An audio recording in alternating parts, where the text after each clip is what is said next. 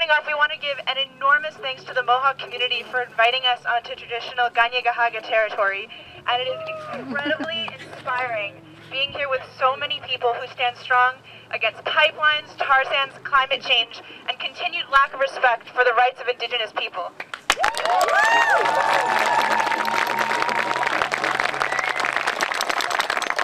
Je veux commencer avec une histoire qui s'est déroulée il y a 2 semaines lors des audiences de l'Office national de l'énergie sur le pétrole D9 à Toronto. Un nombre d'actions de solidarité ont eu lieu à travers le Canada immédiatement après la répression brutale subie par la communauté Mi'kmaq du Nouveau-Brunswick alors qu'ils défendaient leur terre contre la fracturation. Donc, pendant la présentation de l'activiste autochtone Amanda Lickers aux audiences de l'ONA, pendant cette présentation de 2 heures au sujet des détails horribles, des dysfonctionnements des pipelines, de l'absence de réglementation, du manque d'intégrité, de l'absence de tout type de consultation et du manque de consentement préalable et éclairé des communautés le long du pipeline, un rassemblement a surgi en dehors du centre métro de Toronto pour exprimer un soutien au blocus Elsipogtog. And then an incredible thing happened. The protesters found their way inside the National Energy Board hearings and they shut it down. With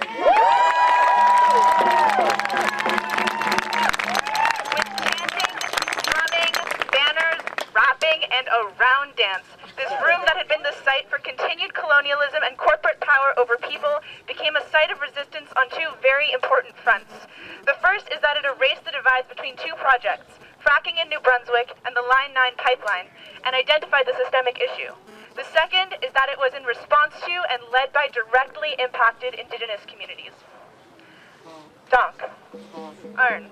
Nous avons besoin plus que jamais de mover, de combattre ces compagnies un par un, et nous devons lier les points ensemble et faire le lien que les changements climatiques ne sont pas le résultat des projets individuels, mais d'un tout.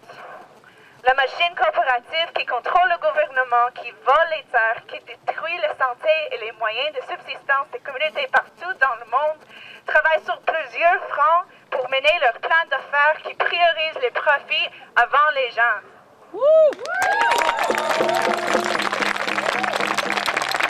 Et chaque fois que nous concentrons notre énergie sur un projet, il y en a 5 autres prêts à surgir. Notre résistance ne doit pas être dupée par cette tactique.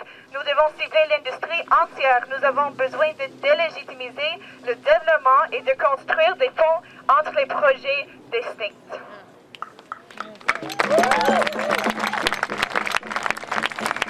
And equally as importantly, we need to ground our struggle in solidarity with and led by frontline communities.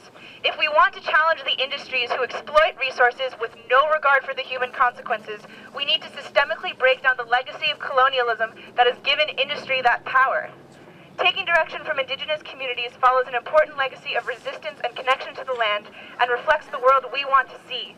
It is incredibly meaningful and just amazing that today's event takes place in Oka to commemorate that important history and that this event was driven forward by the Mohawk community.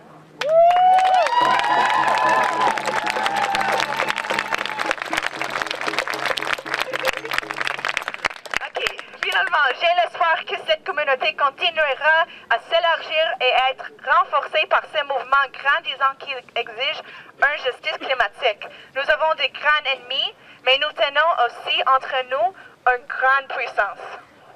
En fixant notre regard sur la situation dansant ensemble, en cherchant à se décoloniser et en reflétant le monde que nous voulons voir, je crois que cette résistance va fleurir en un mouvement incroyable. Thank you very, very much.